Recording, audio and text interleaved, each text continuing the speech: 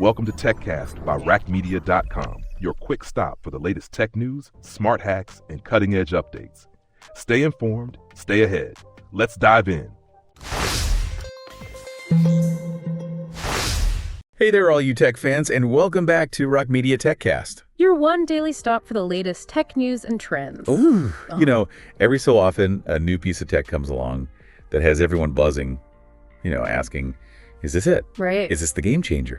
And today we're diving into one of those very questions, is Intel back on top? Exactly. We're talking about Intel's new Core Ultra chips, which they're calling their biggest architectural shift in 40 years. Oh. That's a bold statement. It is. To unpack all of this. Right. They put these new Intel chips head-to-head with Apple's M2. Oh. And just to spice things up, also the newly released M3 and M3 Pro chips found in the latest MacBooks. Oh, it's definitely spicy. It is. So you're probably wondering what Max Tech discovered. Uh-huh. Well, let's just say Intel has made some impressive strides in performance. Yeah. But Apple is holding on to that efficiency crown for dear life. Really? It's a fascinating matchup, and you might be surprised by some of the findings. For sure. To really appreciate this, let's rewind a bit. Intel is coming out swinging with these Core Ultra chips, boasting a whopping 16 cores, that's 6 performance cores, 8 efficiency cores, and 2 low-power cores. You might think they're trying to outnumber the competition. Right, because the M3, for example, has a lean 8 cores. Right. It makes you wonder if more cores automatically equals more power. Well, it's tempting to think so, but raw core count isn't the whole story. Think of it like this. You could have a team of 16 players, but if they're all tripping over each other, they won't be as effective as a smaller, more coordinated team. Right. It's all about how efficiently those cores work together. Exactly. And that's where we see a key difference between Intel and Apple's approach. Okay. The Intel Core Ultra sips 28 watts of power in a slim 14-inch laptop. But it can gulp down as much as 65 watts in larger, more powerful laptops. Interesting, whereas the M3 in a comparable 14-inch MacBook Pro consistently hums along at a cool 20 watts. So Intel seems to be pushing for raw power. Yeah. While Apple is prioritizing efficiency, it's a classic battle of philosophies. It is. But enough about the theory. Let's see how this plays out in the real world. First up, the infamous Geekbench scores the benchmark that gets everyone talking. And, I was genuinely surprised by the multi-core performance results. I bet Intel actually managed to beat the M3. They did. The Core Ultra scored 12,300. Wow. Compared to the M3's 12,000. Now, it's not a massive difference, but it definitely shows Intel's focus on performance is paying off, at least in those multi-core scenarios where you're really pushing the chip. But remember, single-core performance is also crucial, especially for everyday tasks like browsing the web or opening applications. Think quick bursts of speed versus sustained power. And in that arena, the M3 pulls ahead with a comfortable lead about 30% faster. It even matched the single-core performance of the original M1 chip, which came out years ago. Talk about staying power. Yeah. It really shows how optimized Apple's architecture is, even on older chips. Okay, so Geekbench gave us a taste. But how about a more demanding test?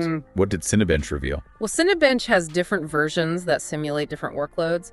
The older R23 test showed the Core Ultra winning again, but by a smaller margin this time. So Intel still has that edge in raw power. But then we get to Cinebench 2024, a newer version designed to be more demanding, and the tables turn. Oh. The M3 takes the lead, scoring 710, while the Core Ultra gets 607. Exactly. This newer Cinebench version really simulates the kind of heavy lifting you might do for professional tasks, and that's where the M3's efficiency shines. It's like the tortoise and the hare. The M3 might not be the fastest out of the gate, but it keeps going strong. Yeah, it makes you think about those long work sessions. Right. And that brings us to a crucial question for any laptop user battery life. How did these chips perform when it comes to keeping the lights on? This is where the M3's efficiency really shines, translating into real-world benefits you'll notice every day. Let's break it down by workload, starting with heavy tasks. The Intel-powered ZenBook 14 with a 75 watt-hour battery gives you about 4 to 5 hours of use. Not bad. Yeah. But the 14-inch MacBook Pro with a slightly smaller 70 watt-hour battery manages 6 to 7 hours. And remember, we're talking about a MacBook Pro, a machine designed for demanding tasks, so to see it outperform a similarly spec'd Intel laptop on battery life, even under heavy workloads, is significant. Absolutely. Now, for mixed usage, a bit of everything like most of us do, the Intel laptop delivers 6 to 8 hours, Right. while the Apple gives you a solid 9 to 11 hours. That's a noticeable difference right there. And when it comes to light tasks like web browsing or working on documents, the Intel machine gets 9 to 10 hours, but the M3 MacBook Pro, well prepared to be amazed, it clocks in at a whopping 13 to 15 hours. 13 to 15 hours. Yeah. You can basically leave your charger at home for the entire day. That's a game changer for mobile productivity. It really is. A lot of this comes down to Apple's 3-nanometer technology, which allows them to pack more transistors onto the chip, making it more efficient.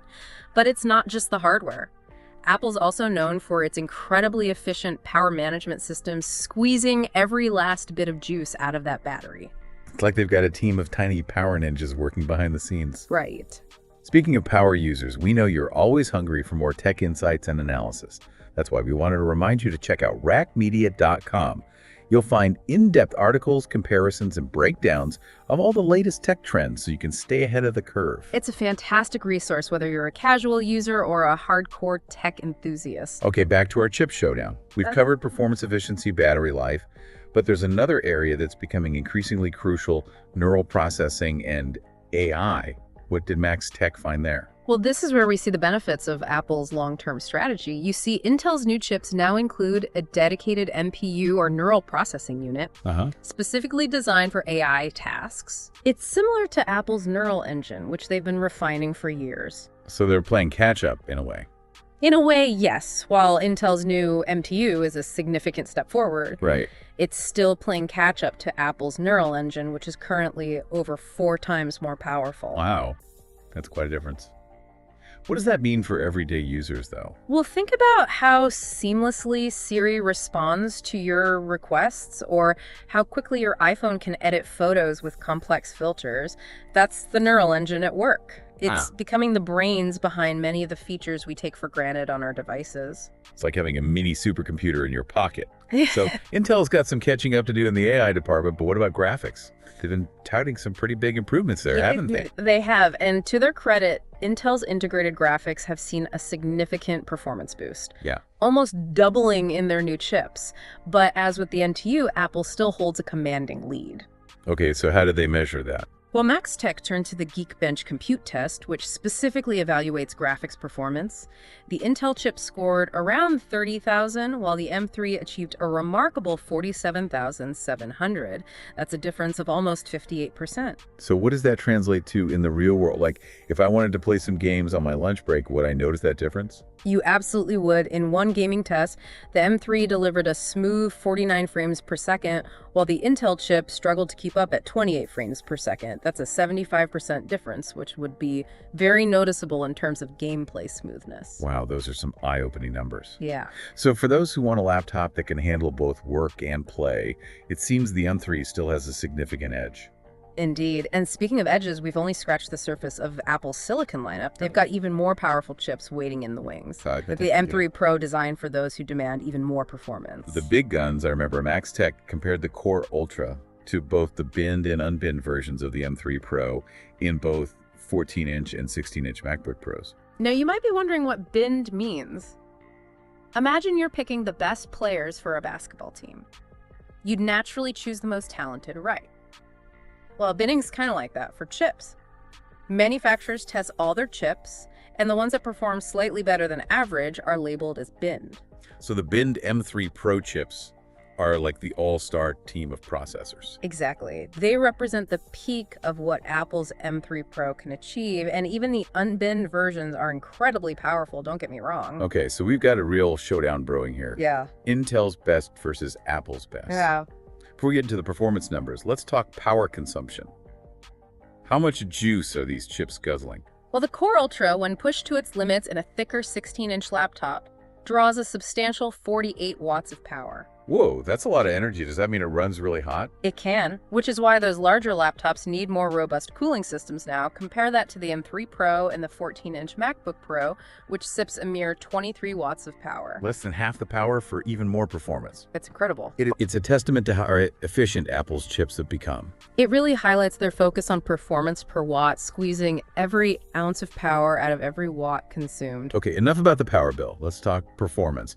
How did these top-tier chips stack up in Geekbench? Well, in Geekbench, the M3 Pro takes a commanding lead, especially the binned version. It just blew the Core Ultra out of the water. Wow, so even when Intel is firing on all cylinders, the M3 Pro just keeps its cool and delivers superior performance.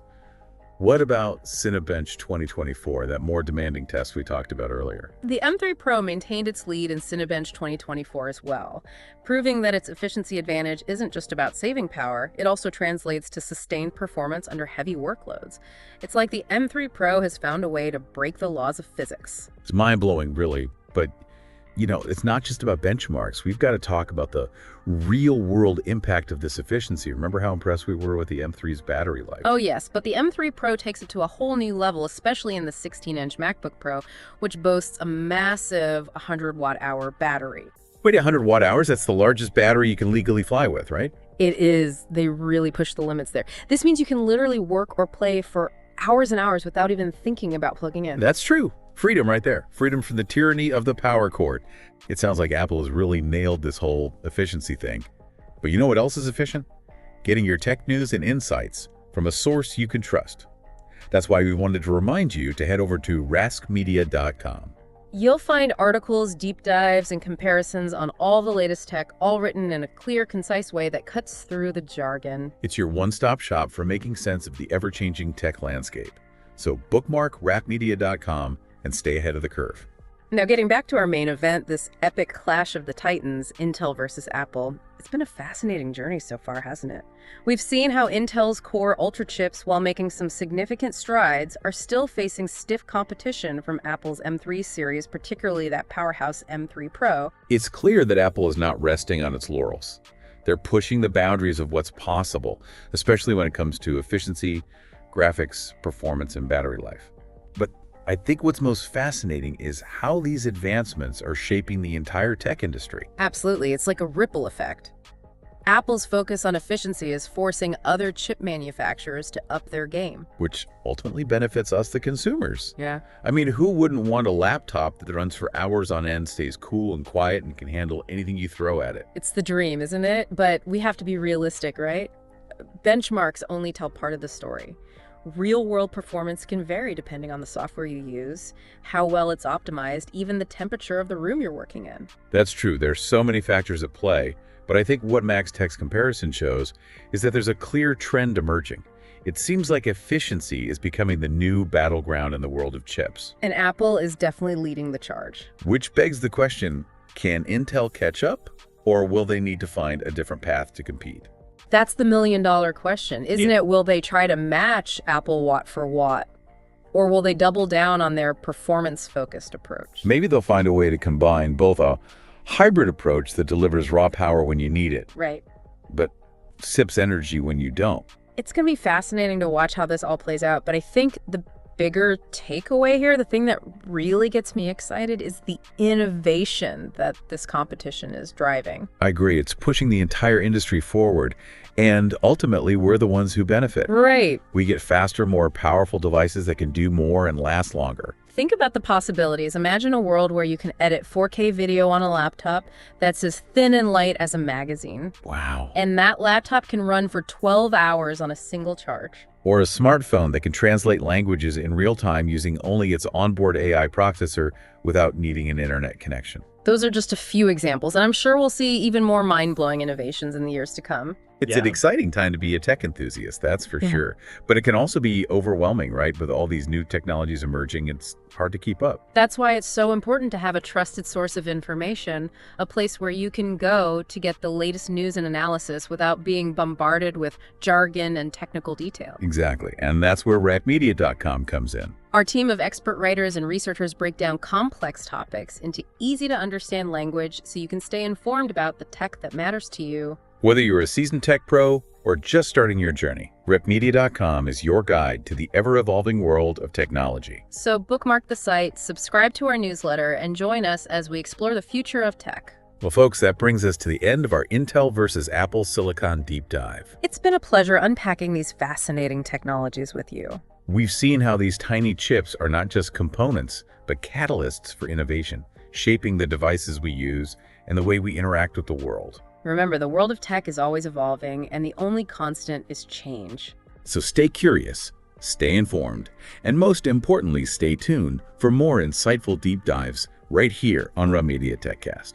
A huge shout out to our amazing scriptwriter, Ezadine Yahawi, for crafting such an engaging and informative episode. And thank you, dear listener, for joining us on this journey. If you enjoyed this episode, be sure to subscribe to Raqmedia TechCast on Spotify so you don't miss our future deep dives into the fascinating world of technology. Until next time, keep exploring, keep learning, and keep pushing the boundaries of what's possible.